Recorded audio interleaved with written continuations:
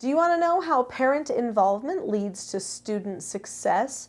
I'm Nicholeen Peck, and I teach all over the world about parenting, good communication, how to build strong family bonds, child development, and education, all through the lens of the principle self-government. And in this video, we're talking about parent involvement. Research shows that when parents are involved in their children's education, that those children do better in school. So in this video, we're going to talk about that parent involvement, what it might look like if you are going to be really successful, how this parent involvement can be used to increase confidence and accountability for the education and the upbringing of the child.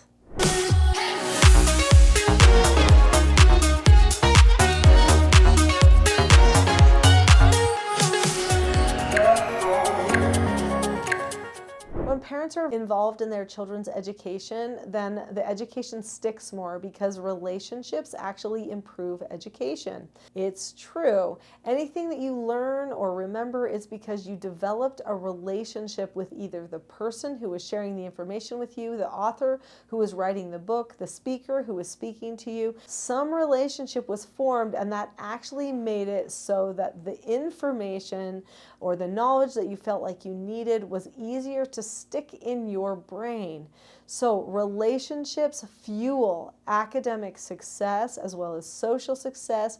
Every part of the development of the child can actually be improved by having a good parent-child bond.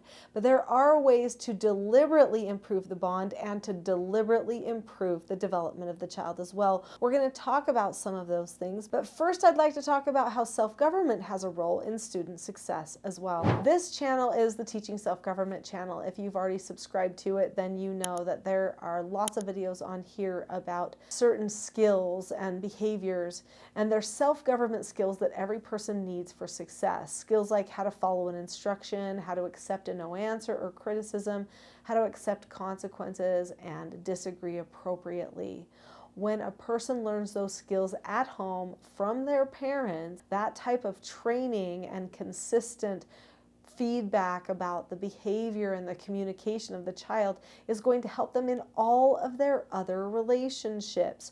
So when they're at school with friends, like peers, as well as with teachers and other staff and faculty, they should be able to follow the instructions from the teachers, accept no answers, and observe boundaries. They should be able to accept consequences, maybe bad marks on a paper or maybe good marks on a paper. They're also going to be able to disagree appropriately with people who think differently than them, or even with their teachers if they feel like they need to share an opinion that doesn't match the teachers. So those skills are going to be vital for social success as well as academic success because they're all tied together. When a child is getting deliberately trained by their parents, then usually they get more of an opportunity to work. When children don't work that much, that usually is an indicator that the parents are kind of doing their own thing and the child is just playing. Now, I know a lot of people think that play is work, and it absolutely can be, but especially in the culture that we have today in our technological age,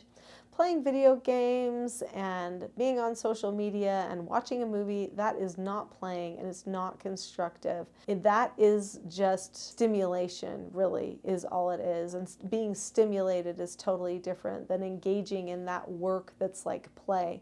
But what about real work? Should children learn how to do real work? Absolutely, because work is the #1 thing that builds confidence in a person. If you can see a task, you can put your mind to it, get it done, you now know that you can overcome something, you can conquer something, you can get something done. This is incredibly empowering for people and is something that all children, all people need the message that they can overcome. And this is what will build their confidence for their future.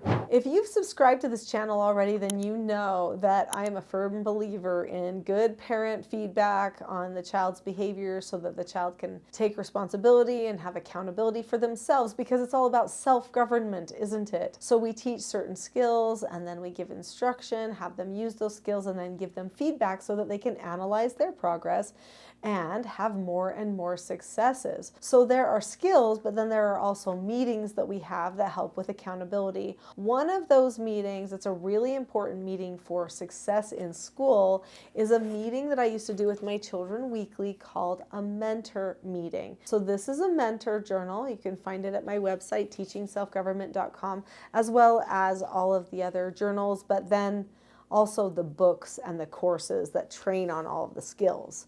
Okay, so this is one of the supplemental materials. Anyway, this mentor meeting journal is a place for the student to write down their goals, their commitments, and to examine all the areas of development for their life. It's ideal for parents to sit down with their children and go through this. Now, either one-on-one or two-on-one every single week. So at the beginning, you write the date, the parent that's conducting, and then there's a whole section in there on exciting news.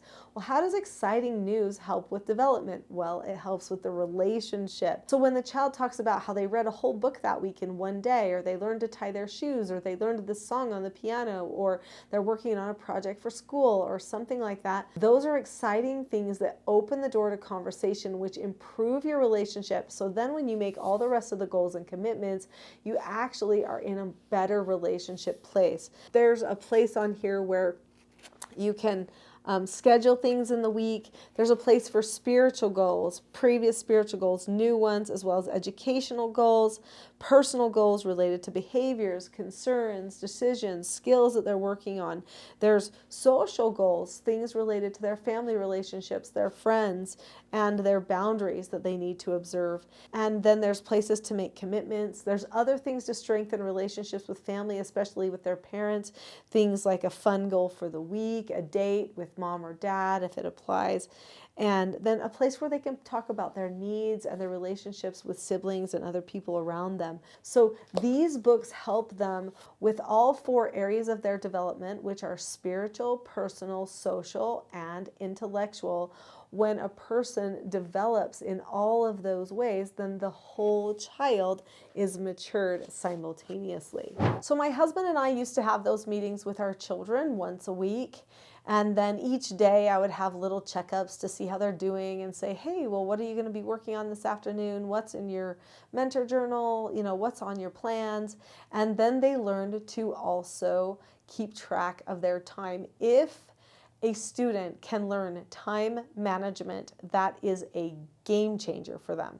And I just want you to know, a lot of times youth cannot learn time management until they hit a little bit older, sometimes even like age 15 or something. And if they have ADHD or they're on the spectrum or something like that, that could even make it take longer before they really learn time management, and it can be always a little bit of a struggle. But we need to encourage it. We need to deliberately teach it, give them the opportunity to check in.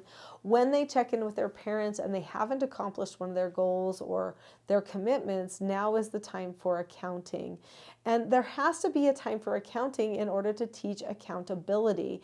In fact, almost everything I teach hinges on a person being able to do the first of the four basic skills, which is following instructions. When a person follows instructions, they look at the person, keep a calm face, voice, and body, say okay or ask to disagree appropriately, do the task immediately, and then check back.